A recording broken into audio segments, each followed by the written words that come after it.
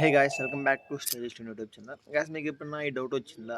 అంటే మెడికల్‌కి, ఫార్మసీకి ఉన్న main difference ఏంటి? అండ్ మీరు చాలామంది ఇంటర్‌లో బైపీసీ తీసుకున్నాక మెడికల్ వైపు వెళ్ళాలా, ఫార్మసీ వెళ్ళిపోవాలా డౌట్ ఉంటుందన్నమాట.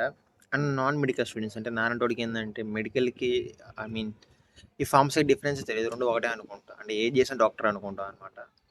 సో, నేను ఈ వీడియో కోసం ఏదో చేసినా తెలుసుకున్నాను అనమాట. చాలా డిఫరెన్స్ ఉంది రెండిటి మధ్య అని. సో, నక్కకి నాగలోకానికి కొంత డిఫరెన్స్ ఉందన్నమాట. సో, ఈ మెయిన్ డిఫరెన్స్ ఏంటిది? ఫార్మసీకి, మెడికల్‌కి ఉన్న మెయిన్ డిఫరెన్స్ ఏంటి? దాని కంపారిజన్ ఏంటిది?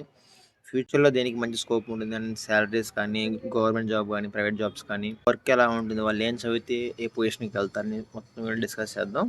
స్కిప్ చేయకుండా వీడియో ఎండ్ వరకు చూడండి గైస్. అండ్ అవుట్‌డోర్‌లో చేస్తాను వీడియో అనుకోమాకండి. ఇంకా ఫస్ట్ ఏంటంటే గైస్, వాట్ దే స్టడీ. మీరు మెడికల్ సైడ్ వెళ్ళాలనుకుంటే మాత్రం MBBS, FRCS, MS gold medalist అవ్వాలన్నమాట. I mean medical side వెళ్తారనమాట.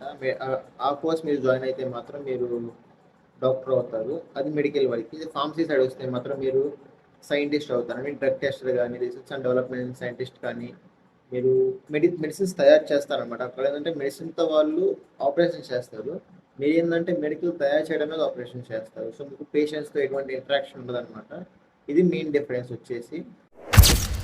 Duration ఎన్ని సంవత్సరాలు ఉంటుందండి. ఎంబీబీఎస్ అయితే మాత్రం మీకు అరౌండ్ 5.5 to 6 years ఉంటుంది.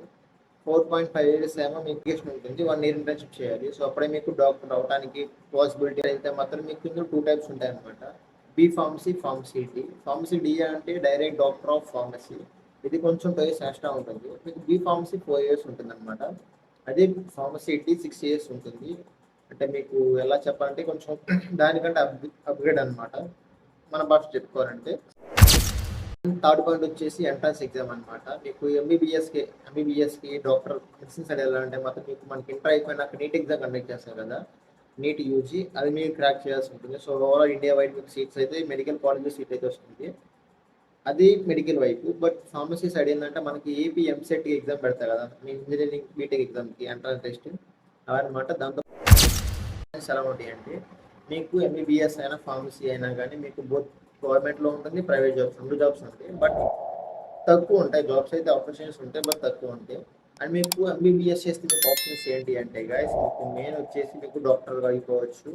మీకు సర్జన్ ఉంటాయి కదా, న్యూరో సర్జన్ అని, డయాగ్నోసిస్ట్ అని, ఏ మీకు సర్జన్స్ ఉంటారు కదా, ఆ డాక్టర్ అవ్వచ్చు. లేకపోతే అంటే మీరు డైరెక్ట్గా పేషెంట్స్ని ట్రీట్ చేస్తూ ఉంటారు ఎంబీబీఎస్ చేస్తే. అదే మీకు ఫార్మసీ చేస్తే చాలా డిఫరెంట్ ఉంటుంది. మీకు అక్కడికి ఇక్కడికి చాలా డిఫరెన్స్ ఉంటుంది అనమాట. మీరు ఎటువంటి పేషెంట్స్ అయితే ట్రీట్ చేయరు. బట్ మీకు కెరీర్ ఆప్షన్స్ ఎలా ఉంటాయి అంటే రీసెర్చ్ అండ్ డెవలప్మెంట్ సైంటిస్ట్ కానీ, మీకు డాక్టర్ ఇంకా సింపుల్ చెప్పాలంటే డాక్టర్ అంటే మీకు తెలిసే ఉంటుంది ఎలా ఉంటుందో. బట్ మీకు ఫార్మసీ సైడ్ ఎలా ఉంటాయి అంటే జాబ్స్ ఎక్కువ సైంటిస్ట్లో ఉంటాయి.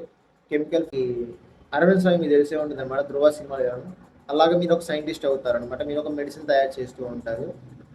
సో మీకు స్క్రీన్ మీద కానీ డిస్క్రిప్షన్ చెక్ చేయండి, ఇంకా క్లారిటీగా ఉంటుంది. మీకు సైంటిస్ట్ అవడానికి ఎక్కువ ఆపర్చునిటీస్ ఉంటాయి. వచ్చేసి వర్క్ ఎన్విరాన్మెంట్ అనమాట. అంటే మీరు ఎక్కడ వర్క్ చేస్తారండి. డాక్టర్స్ అయితే ఎక్కువ హాస్పిటల్తో వర్క్ చేస్తుంటారు, ఎక్కువ పేషెంట్స్తో ఉంటారు. బట్ ఇక్కడ ఫార్మసీ సైడ్ వస్తే మనకి మీకు పేషెంట్స్ అసలు సంబంధం ఉన్నదన్నమాట. ఎక్కువ మీకు ప్రైవేట్ కంపెనీస్ ఉంటాయి కదా, మెడికల్ కంపెనీస్, వాటిలో మీకు జాబ్ వస్తుంది అనమాట. అంటే మీకు ఇందాక చెప్తూనే వచ్చాను మీకు ఎలాంటి జాబ్స్ ఉంటాయని. సో అలాంటి జాబ్స్ ఉంటాయి. అంటే మీ దగ్గర పేషెంట్లే ఉండరు, మీకంటే ఒక సపరేట్ రూమ్ కానీ క్యాబిన్ కానీ ఇస్తూ ఉంటారు. సో అక్కడ మీరు వర్క్ చేయాల్సి ఉంటుంది. 6 వచ్చేసరికి శాలరీ అనమాట. మీకు ఎంత శాలరీ వస్తుందంటే ఎంబీబీఎస్ చేసి ఇంటర్న్షిప్ సర్టిఫికేట్ ఉంటే మాత్రం మీకు ఫ్రెషర్ అయినా కానీ అరౌండ్ 50,000 to 1 lakh ఉంటుంది అనమాట పర్ మంత్. అదే మీకు ఫార్మసీ సైడ్ వస్తే మాత్రం కొంచెం తగ్గుతుంది. ఫ్రెషర్ అయితే మాత్రం మీకు 20,000 to 40,000 వస్తుంది.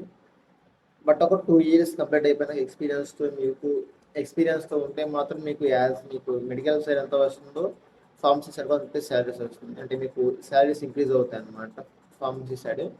అండ్ మీకు ఫార్మసీలో మంచి కెరీర్ ఉంటుంది అనమాట. మీకు ఆ డాక్టర్ సైడ్ ఏంటంటే ఉంటుంది కెరీర్. అది మీకు ఒక నేమ్ తెచ్చుకోవడానికి, పర్సనల్ రికగ్నిషన్ తెచ్చుకోవడానికి చాలా టైం పడుతుంది. అది మీకు ఫార్మసీ సైడ్ ఏంటంటే ఏదన్నా మీకు ఇంట్రెస్ట్ ఉండే ఒక మెడిసిన్ మీరు కనిపెడితే మాత్రం మీ నేమ్ మీద పేటెంట్ తీసుకుంటే ఆ మెడిసిన్కి మీకు మంచి పర్సనల్ రికగ్నైజ్ వస్తుంది అనమాట. సో అది మీరు ఏం తీసుకుంటే అది మీ ఇష్టం. అండ్ 7th వచ్చేసి కంక్లూజన్ అనమాట. అండ్ మీరైతే ఏం తీసుకున్నా కొంత కామెంట్ చేయండి గైస్. నేనైతే నేను ఎంబీఏ ఎంబీబీఎస్ కాదు, కానీ నేను కూడా MBBS, number of back bench student. So నేను పక్కన పెట్టేసి మీరేం తీసుకుంటున్నారో కింద కామెంట్ చేయండి. అండ్ ఈ వీడియో మీకు కొంచెం వెళ్ళిపోతుంది అనుకుంటున్నాను. అంటే ఆ డౌట్స్ మీకు క్లారిఫై అవుద్ది అనుకుంటున్నాను. కొంచెం ఏమన్నా ఇది నేను నా ఓన్ రీసెర్చ్ గైస్, అంతే. ఇవి 100% కరెక్ట్ అని చెప్పలేను. నాకు దొరికిన రీసెర్చ్ ప్రకారం నేను చెప్పాను అనమాట. అండ్ మీరేమంటున్నా కింద కామెంట్ చేయండి. అండ్ నేనైతే ఫార్మసీ సైడ్ వెళ్ళిపోతాను ఆప్షన్ ఉంటే.